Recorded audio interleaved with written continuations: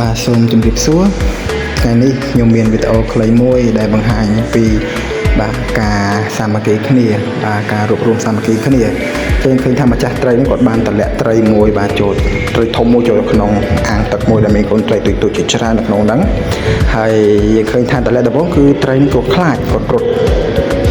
ការត្រីទូចៗហ្នឹងគាត់រត់តែក្រោយមកទៀតគាត់បានសាមគ្គីគ្នាហើយបានរត់គ្នាដេញខំបាទត្រីធំហ្នឹងវិញអញ្ចឹងយើងឃើញថាបើសិនជាត្រីនឹងអត់ចេះសាមគ្គីគ្នាទេបាទប្រព័ន្ធក្នុងនឹងអត់សុខទេដោយសារតែត្រីនេះគឺវាធំមែនតើប៉ុន្តែបាទដោយសារការសាមគ្គីរបស់ពួកគាត់អញ្ចឹងយើងឃើញថា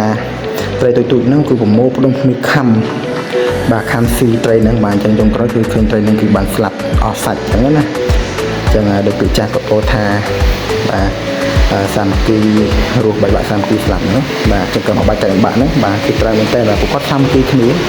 បាទអញ្ចឹងអត្រីធំហ្នឹងបាទពួកគាត់វាមិនអាចគាត់ទៅរស់មិនបានទេក្នុងគឺត្រូវបានស្លាប់ដោយសារត្រីទូចៗ